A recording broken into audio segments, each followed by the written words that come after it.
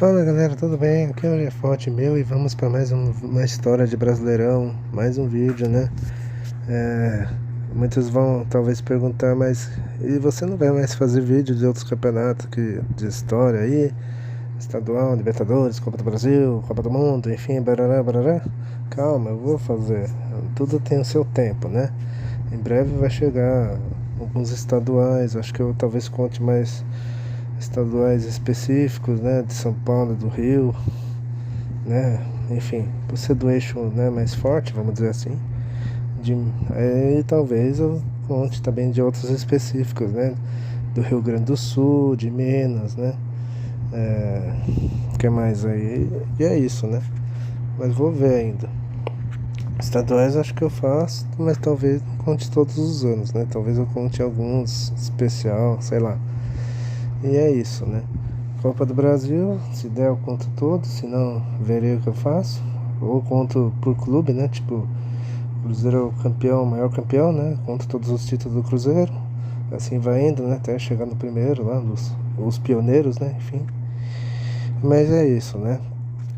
Libertadores, Copa do Mundo, tá bem, né? Vou ver. Então calma, né? Vamos continuar fazendo o Brasileirão e depois a gente vê como é que faz pra encaixar, né? O resto. O Brasileirão hoje será de dois Brasileirão seguidos, tá? Então vamos falar do Cruzeiro bicampeão em 2013 e 2014. Então serão dois Brasileirão num vídeo só. Vamos começar em 2013, né?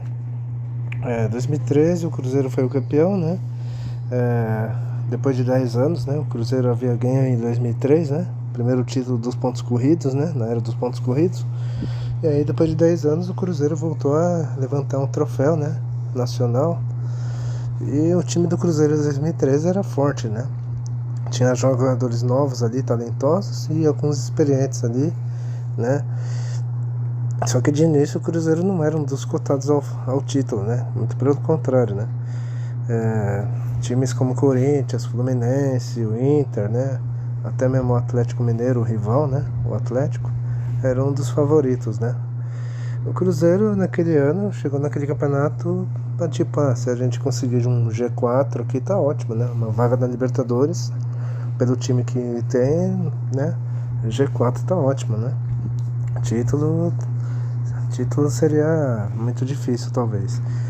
Mas aquele time conseguiu se encaixar, né? Então o time do Cruzeiro chegou à final do Mineiro, né?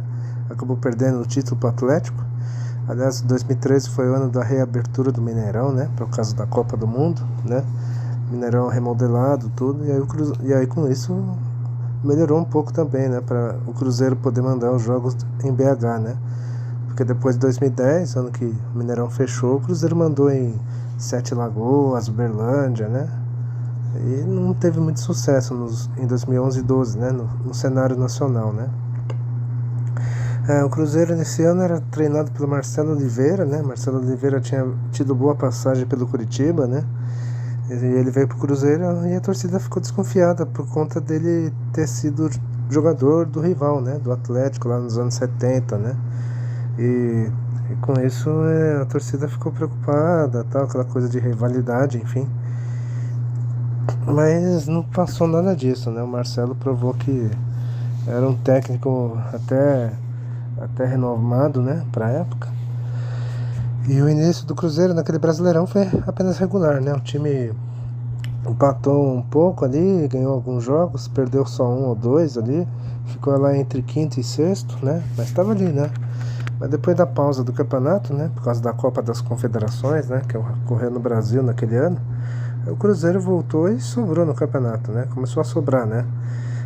Destaque para vitórias de 3-0 no São Paulo, né, em pleno Morumbi, um jogo em que o Cruzeiro quebra o tabu de 9 anos sem ganhar do São Paulo, né, em Campeonato Brasileiro. E em seguida um 4-1 no rival Atlético, né, no Mineirão, né? O Atlético cheio de reservas, tinha acabado de conquistar a Libertadores e o Cruzeiro, né, goleou o rival ali. E nesse período a liderança chegou a se alternar entre ele e o Botafogo, né? Até que na 17ª rodada o Cruzeiro era líder de vez, né? Ao bater a Ponte Preta em Campinas. E aí não soltaria mais dali em diante, né? E aí o Cruzeiro seguiu encantando, né? Com muitos gols, jogadas plásticas, né? Everton Ribeiro, Ricardo Goulart, Borges, né? E logo em seguida vem o Júlio Batista, né? Para reforçar esse time, né? Enfim, o time tava voando mesmo. O segundo turno do time seguiu, né? Forte. O Cruzeiro meteu 4-0 na Portuguesa, meteu um 4-1 no Náutico. Embora o Náutico acabou rebaixado mesmo, né? E um destaque foi um 3-0 no Botafogo de Seedorf, né? Um jogo em que ali todos perceberam, né? Que em 2013 o título brasileiro seria do Cruzeiro, né? O time deu uma pequena oscilada ali em outubro e tal, mas o time não chegou a ser ameaçado pelos postulantes, né? E aí seguiu a sua caminhada até que no dia 13 de novembro, né? Em Salvador, o Cruzeiro encarou o Vitória, né? E seu Atlético Paranaense único ali no páreo, né? Até aquele momento que podia impedir o título, né? Se o Atlético tropeçasse, o título seria da Raposa, né? E o Cruzeiro foi campeão durante o intervalo, isso mesmo, porque o Atlético tinha perdido do Criciúma, né? Uma hora depois, e o Cruzeiro volta para o intervalo do jogo do Vitória já campeão. E no jogo do título, né? Que foi contra o Vitória, como eu já falei, o Cruzeiro jogou como campeão, né? 3-1 no Vitória e aí o título muito assegurado. E aí o jogo das faixas foi na penúltima rodada, numa derrota pro Bahia, né? Mas isso pouco importava, né? O time levantou a taça, fez a festa com a galera, enfim. E a campanha foi muito boa, né? 76 pontos, 23 vitórias de 38 e o melhor ataque, né? Com 77 gols. E aquele título, né? Consagrou, né? Bom, nomes como Fábio, né? Que já tá no clube desde 2005. Fábio, Dedé, zagueiro, Everton Ribeiro e Ricardo Goulart, que eu falei, né? Júlio Batista, de novo eu tô falando dele. Borges e o Dagoberto, os dois aí que anos antes no São Paulo, né, também seriam campeões brasileiros, né? E em 2013 eles voltaram a repetir essa dupla, né? Um título merecido, né? Do Cruzeiro, porque o Cruzeiro foi o melhor time do brasileiro, né? E o time base daquele Cruzeiro era Fábio no gol, nas laterais Ceará, né? Experiente Ceará, Egídio na esquerda, a zaga era Dedé e Léo, e o meio campo Newton, Henrique, às vezes entrava o Lucas Silva, e os meias ali que foram pilar daquele time, né? Everton Ribeiro e Ricardo Goulart. No ataque, Dagoberto e Borges, às vezes entrava o Júlio Batista nesse time. Falamos do Cruzeiro super campeão, né? Vamos para a surpresa, né? Surpresa foi o Vitória da Bahia, né? O Vitória que em 2013 estava voltando da elite, aliás, exatamente como agora, né? No Brasileirão que vai começar só em abril, né? Como agora, né? O Vitória está retornando à elite, né? Em 2013 também ele estava retornando à elite, né? Subiu na Série B. E o Vitória, claro, né? De início sonhava apenas em permanecer, né? Só que o Vitória foi além, né? O time tinha jogadores interessantes ali, como o Maxi Biancucci, o primo do Messi, né? Que anos antes tinha passado pelo Flamengo. Tinha Renato Cajá, um cara já experiente no futebol, né? Com passagens ali pela Ponte Preta, inclusive. O Juan, né? Lateral esquerdo, o Juan, que ídolo do Flamengo no final da década de 2000 ali. E o Diney, né? Esse Diney é outro Diney, né? Que teve destaque no Guaratinguetá em 2007, 2008. Jogou até no Palmeiras, mas sem muito sucesso e ficou rodando pelos times ali, médios e pequenos, até que ele estava nesse time do Vitória e se encaixou, né? E o Vitória muito pouco não chegou a Libertadores, né? O time mostrou sua força no segundo turno, né? Após um primeiro turno ali mediano ali, né? E aí o time reagiu, chegou a brigar pelo G4, só que nas rodadas finais o time deu uma decaída, né? E acabou ficando em sexto lugar, né? O Vitória, inclusive, chegou na última rodada contra o Atlético Mineiro sonhando, né, com o G4, né? Só que não conseguiu a vaga e ficou em sexto, né? É a melhor posição do Vitória até hoje em pontos corridos, né? E é isso, né? E apesar disso, aquele time ficou marcado, né, pro torcedor rubro-negro, né, de Salvador. Agora a decepção, né? Vários times grandes naquele campeonato decepcionaram, sabe?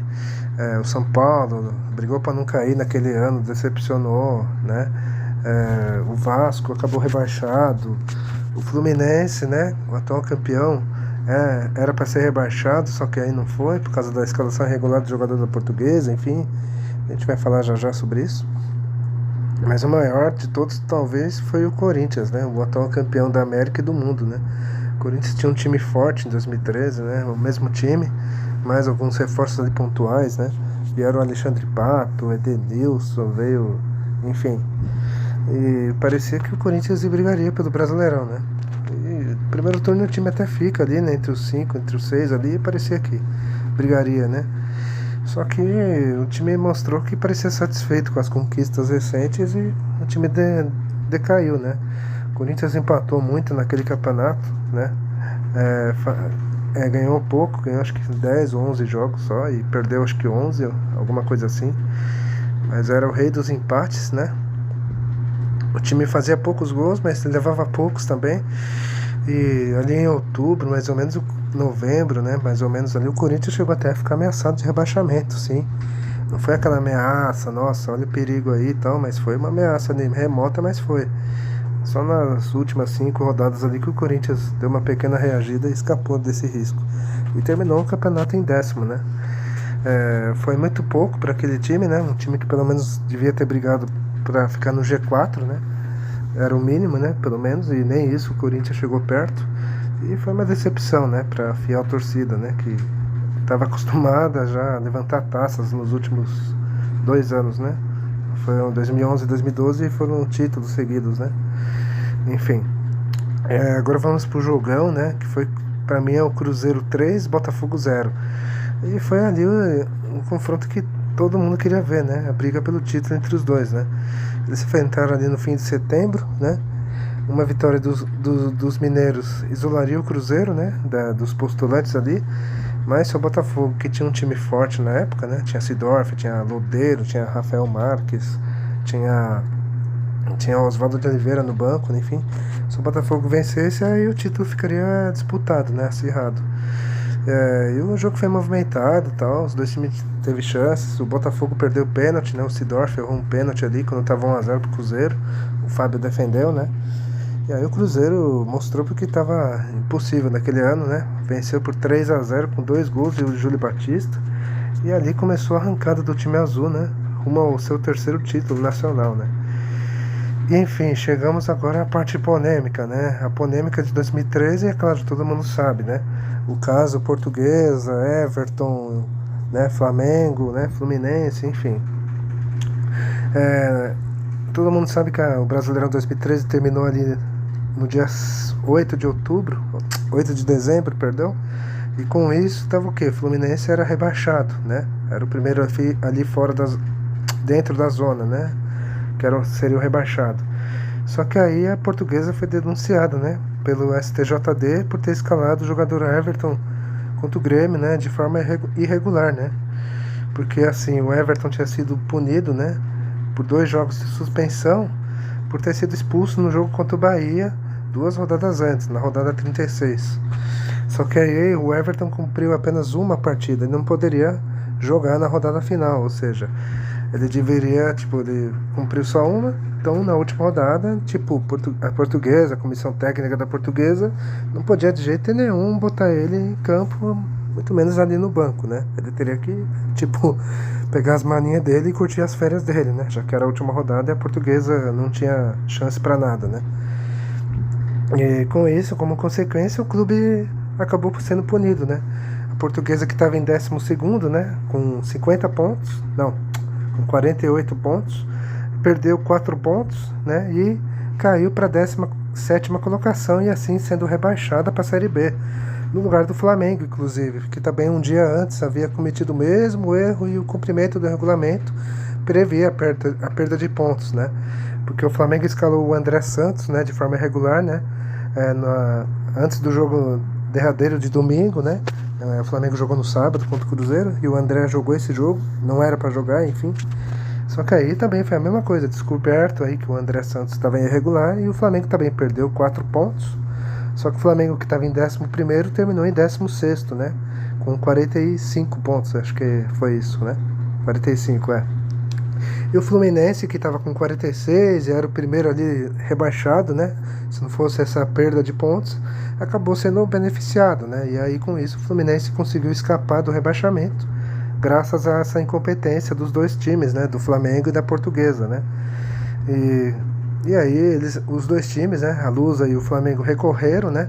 No pleno do STJD e tal, né? Tentaram ali reverter a situação, mas só que, né, o pleno não decidiu, né? Não decidiu mudar nada e o resultado da perca dos pontos foi mantido e com isso, né, a Portuguesa acabou rebaixada mesmo, né? A Portuguesa, né, se sentiu muito prejudicada.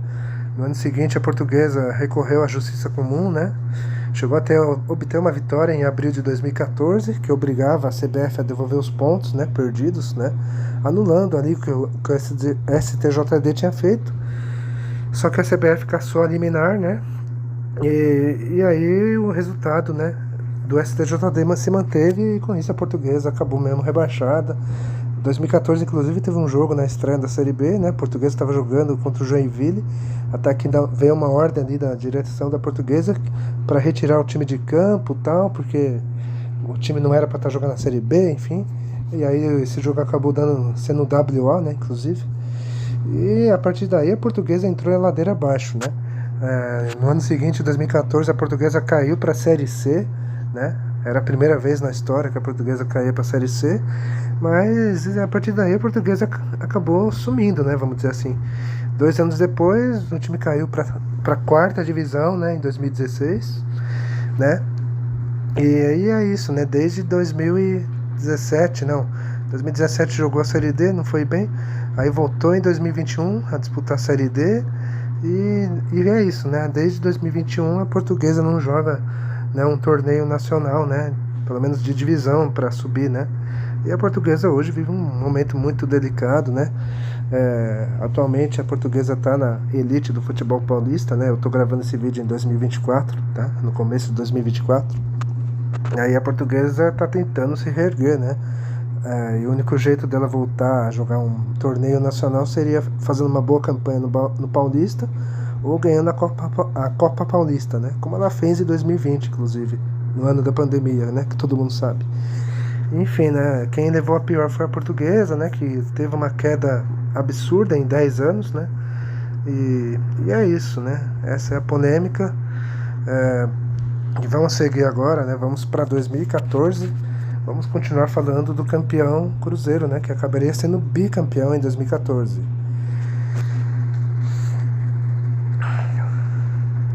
E chegamos em 2014, o Cruzeiro chega ao bicampeonato, né?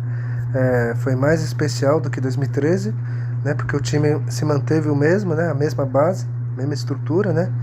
E o Cruzeiro ainda conquistou aquele ano estadual, né? Em cima do Atlético, né? Em 2 finais ali polêmicas até, né? Com arbitragem duvidosa ali, né?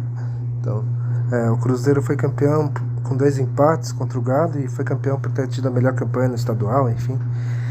O time focou na Libertadores, né? De início, só que aí o Cruzeiro acabou caindo nas quartas de final por o futuro campeão, né? Que seria o São Lourenço da Argentina. E no Brasileirão o time seguia firme, né? O time assumiu o posto alto desde o começo e de lá não saiu, né? O Cruzeiro no primeiro turno terminou líder isolado ali, né? Quem estava ali mais perto, não tão perto, mas estava perto, né? Em posições era o São Paulo, o Inter de Porto Alegre, ali oscilando ali entre a quinta e a quarta posição, o Grêmio e Corinthians, né? E o Fluminense correndo por fora. Mas aí no segundo turno o Cruzeiro disparou, né? Tipo, se não jogava bonito, mas o time conseguia de forma eficiente os resultados e foi se mantendo assim, né? O São Paulo no segundo turno também cresceu, chegou a brigar ali com o título, mas a distância era ainda muito grande, né? Muito entre o São Paulo e o Cruzeiro, né? Variava entre 5 a 7 pontos ali, né? E não saía disso. Aí na reta final, né? O Cruzeiro conseguiu a taça, né? Na 36ª rodada, ao bater o Goiás no Mineirão 2-1, né? E assim o Cruzeiro chegava ao bicampeonato e era tetracampeão brasileiro, né? Um título muito merecido, o melhor time do Brasil na época, né? Eram praticamente os mesmos jogadores de 2013, né? Fábio, Everton Ribeiro, Goulart, né? E o Lucas Silva, né? O Lucas Silva em 2014 passou a ter mais chances, né? E de jogos marcantes daquele time que foi campeão, né? Eu destaco as vitórias sobre o Inter, né? Que foi outro adversário ali até algum momento ali que chegou a ameaçar o título, né? O Cruzeiro ganhou de 3-1 no turno, 2-1 no retorno. O Cruzeiro ganhou bem do Flamengo no primeiro turno, 3-0. Meteu 5-0 no Figueirense, também no turno. E aí outros dois, esses aí já na reta final. Um 2-1 contra o Grêmio fora, de virada inclusive. E o do título contra o Goiás, né? Outro 2-1. E o jogo das faixas foi contra o Fluminense, né? Na última rodada, também vitória de 2-1. A campanha foi muito boa, aliás, né? Seria até aquele momento, desde que passou a ser 20 clubes, né, em 2006, era até aquele momento a melhor campanha de um clube, né? Com 20 clubes, né? O Cruzeiro fez 80 pontos, né? Em 38 jogos e conseguiu 24 vitórias, quer dizer, teve ainda o melhor ataque com 67 gols. E o time base daquele Cruzeiro era Fábio no gol, né? Nas laterais, Mike, né? Na época, Mike estava surgindo ali, né? No Cruzeiro. Às vezes jogava o veterano Ceará. E na esquerda, o Egídio, né? A zaga mudou um pouco, né? O Dedé saiu, né? Só que aí a zaga seguiu sólida, né? Léo e Bruno Rodrigo na zaga. Aí, meio campo, tinha Henrique, Lucas Silva de volantes. E a dupla ali, né? Talentosa, né? Everton Ribeiro e Ricardo Goulart. No ataque, o Cruzeiro tinha o William Bigode, né? E o Marcelo Moreno, né? Outro que já tinha uma certa história no Cruzeiro e retornava o clube após 4, 5 anos, né? Mais experiente, enfim. E ainda tinha o Júlio Batista, às vezes, que entrava ali naquele time. Ou seja, o Cruzeiro em 2013 e 2014 sobrou no Brasileirão, tinha um grande time, né? Um grande elenco, né? E foi só, né? Agora vamos para a surpresa. Surpresa para mim não teve naquele campeonato, tá? Acho que não vi time que surpreendeu e tal. Não teve nenhum ali que eu posso falar, olha que surpresa, né? Se vocês acharem que algum time que foi surpresa, por favor, deixe nos comentários, tá? Mas pra mim eu não vi, assim, algum time que foi uma surpresa, alguma zebra ali, tá? Então vamos pular pra decepção, né? Que foi o Palmeiras, né? Claro, teve alguns ali que decepcionaram, tal, não vou dizer que não, né? Mas acho que por ser um time que tava fazendo 100 anos, né? Tava voltando da elite e tal, né? E tinha perspectivas futuras até boas, né? E acabou tendo. Vou colocar o Palmeiras, tá? Em 2014 o Palmeiras estava retornando à elite, né? Depois de jogar a Série B, né? E aí a ideia do Palmeiras, né? Por ter um time até razoável ali, né? Para fraco, né? Fora isso, era ter uma campanha sem sustos, né? Um meio de tabela ali e tal, né?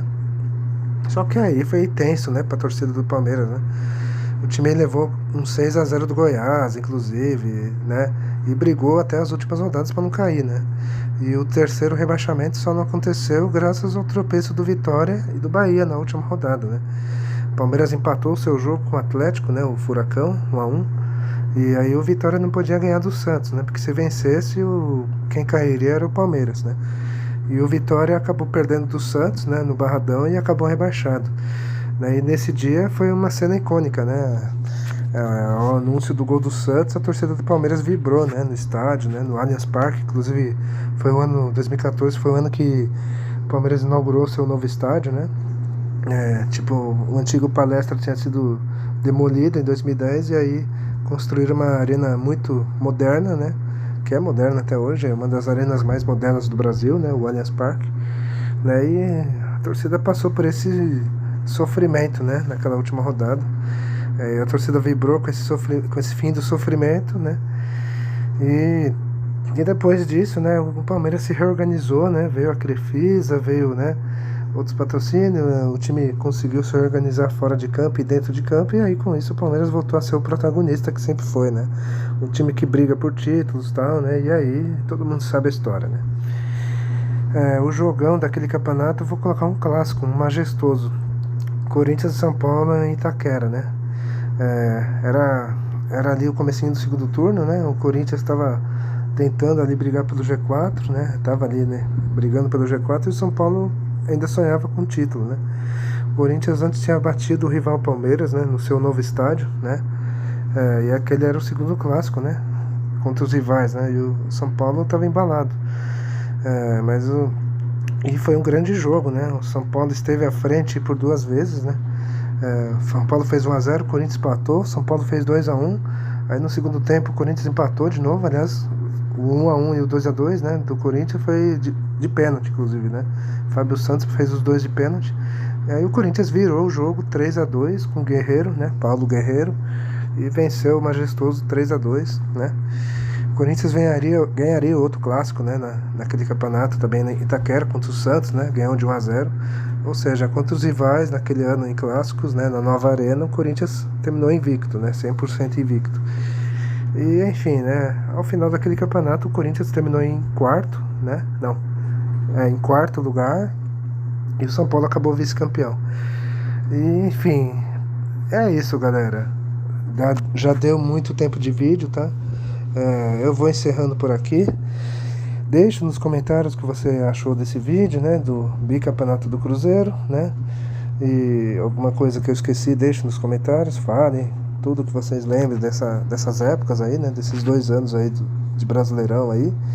E desse time do Cruzeiro especificamente, né? E é isso, né? Vou ficando por aqui. Deem um like, compartilhe o vídeo aí. Falou!